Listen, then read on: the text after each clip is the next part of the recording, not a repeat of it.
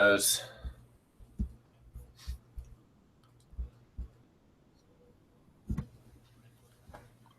You want to lead or you want me to lead?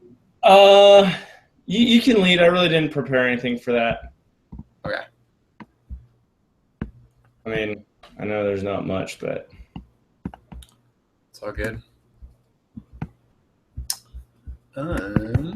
What did I prepare? You got my question, right? yeah. Okay.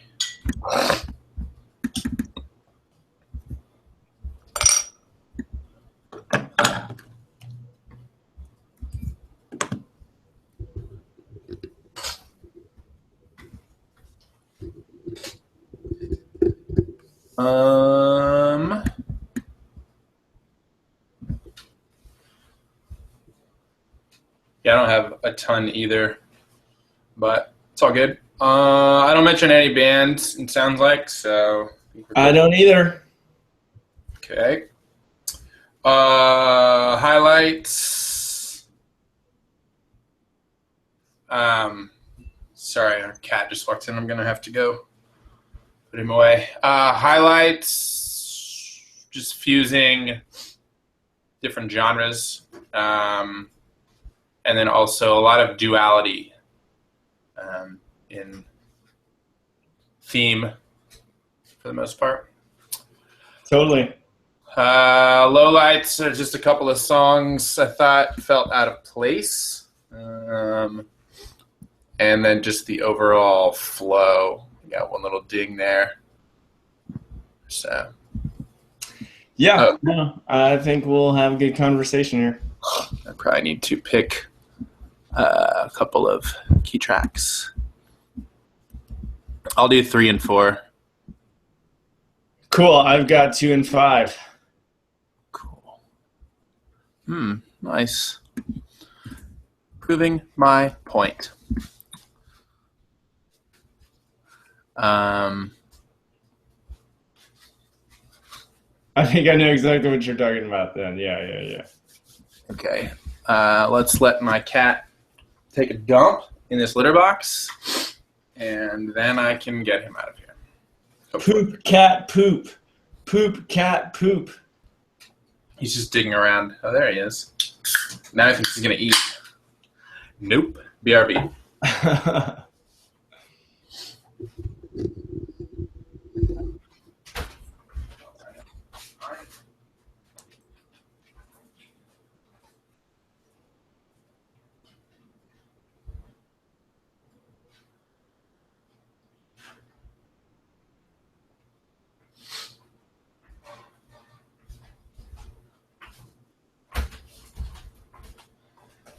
Okay. Ready? Yep.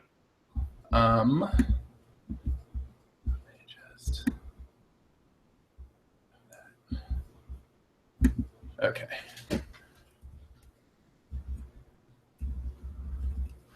Cool.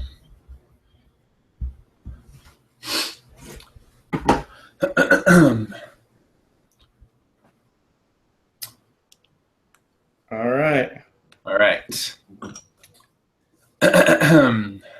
What's up, music fans of the internet? I'm Kevin. I'm Derek. And together we are last week's album, The Only Reviews, with 2 different views. And in this episode, we're talking about the new album by Shovels and Rope called Little Seeds. And we're exploring the question, will Shovels and Rope's Americana Little Seeds root itself in your ears? Cheers, Derek, and everyone at home. Cheers, Kevin, and everyone at home. Shovels and Rope are actually a married duo made up of Carrie Ann Hurst and Michael Trent, who both sing, both play guitar, both play drums. They sort of trade off a lot. This is their 5th album, and it was recorded at their home studio in South Carolina. So without further ado, let's talk about what the album sounds like. Derek, what do you think?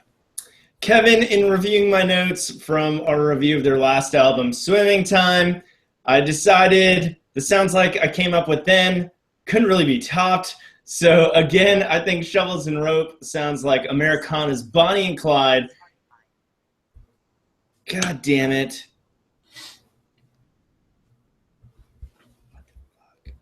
Sorry, my phone just freaked out on me. I've never talked to Siri before, and now that bitch is trying to hit me up in the middle of a music review. Siri, come on. She heard swimming time and thought you said Siri time. Yeah. Anyway, I think the Sounds Like I Crafted Then kind of still applies, and so I think Shovels and Rope sounds like Americana's Bonnie and Clyde craft rustic sounding tunes, dropping lyrical knowledge from society's fringe. Nice. You're right. That is still pretty appropriate. I think it sounds like Shovels and Rope continue tilling the soil of folk, blues, rock, and country to cultivate a sound all their own.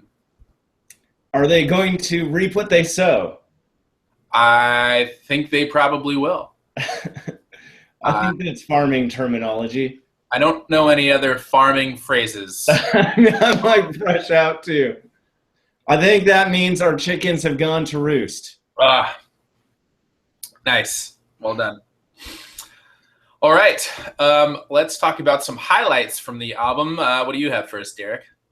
Kevin, the first thing that really stuck out, the first thing that really caught my attention was the overall sound, a blend of familiar sounds ranging from folk, Americana, blues, rock, combined with the strong dual male-female vocals they do. I thought just really made for an overall intriguing sound. Yeah, I would agree. I think particularly for me, the two genres they fuse, if you will, I think are rock and folk, and I think they do that a lot here and in really, really catchy ways.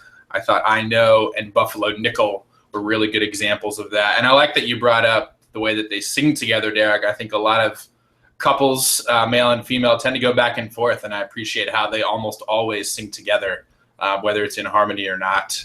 It just gives an interesting sound to them overall. Yeah, absolutely. It's funny you mentioned that because I thought there was one part on the entire album where they went into call and response. On Johnny Come Outside, in the second verse, they kind of deviated and went to a call and response vocal pattern, which just since it's outside their norm, really just kind of jumped out to me. Obviously very effective, but they don't use it too much in their repertoire. So when they did, it really had more of an effect almost, I thought, even lyrically. Right. Yeah. Any other highlights? Yeah, I guess that's a good segue to my next highlight, which was, the lyrics. I thought it was very strong lyrically. A lot of vivid storytelling, interesting character studies from the escaped killer of botched execution, the bank robbery of Buffalo Nickel, to recounting a Civil War battle in Mission Ridge. There were also some more personal stories, but even those were told very vividly, and so I didn't think there was much of a difference between some of the more fictional stories versus the more real-life personal stories.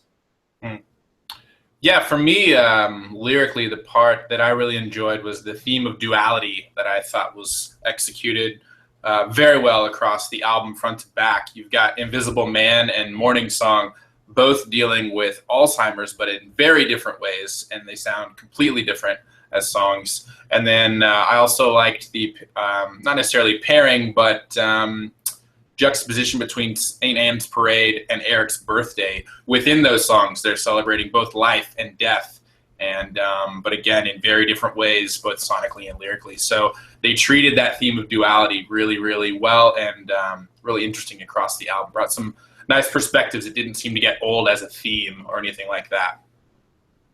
Yeah, no, good catch. All right, well, some tracks I liked.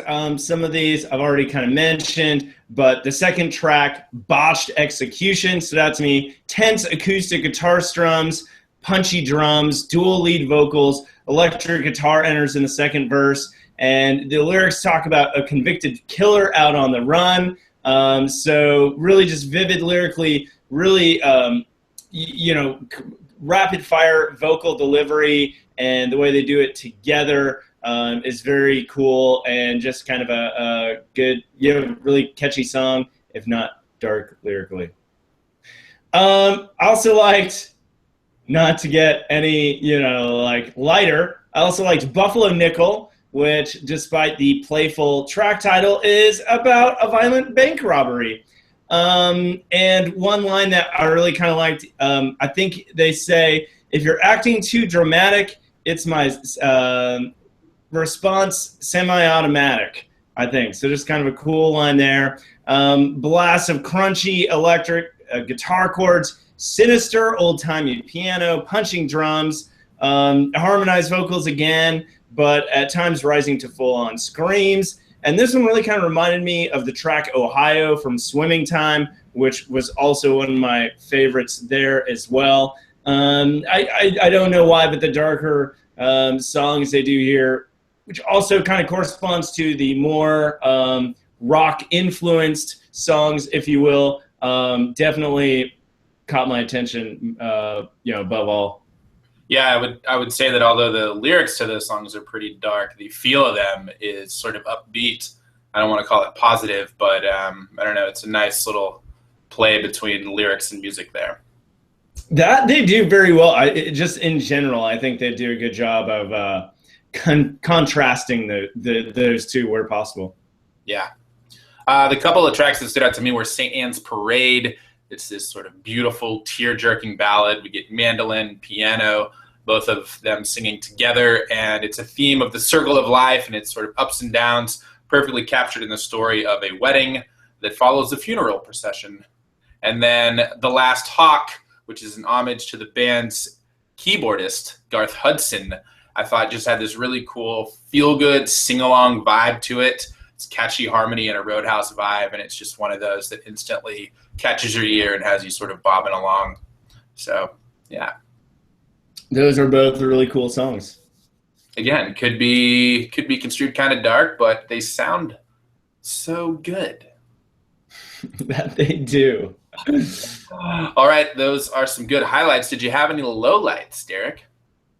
Kevin, no major gripes, just kind of a slight gripe, if you will. I thought it kind of started getting a little slow and sleepy towards the end, that being mostly Missionary Ridge and San Andreas Fault Line Blues, but there was kind of an unexpected turn in BWYR, which was pleasant change of pace.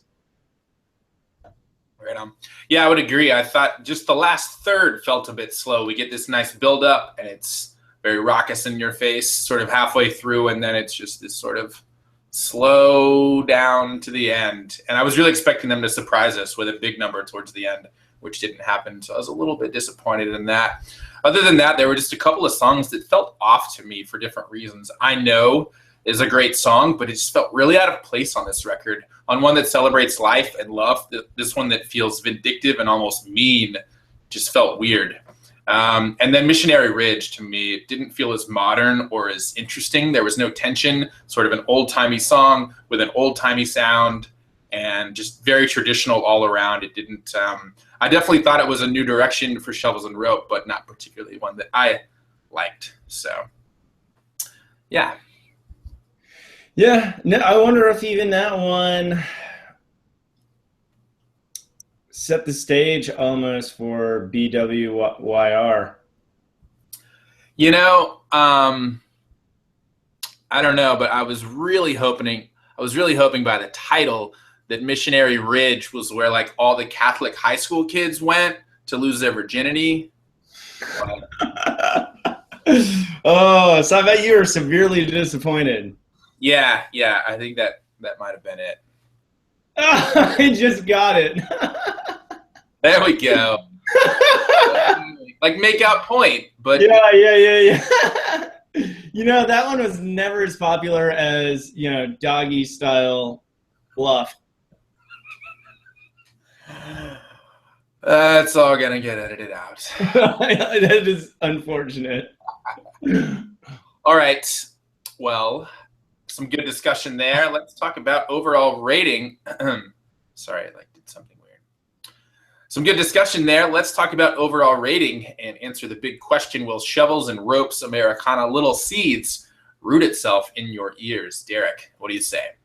Kevin, to start with the big question, I think absolutely it will absolutely it will root itself in your ears. There's definitely a lot of ear candy on here. From the sweet and kind of more brighter tones and upbeat sounds to even some of the darker,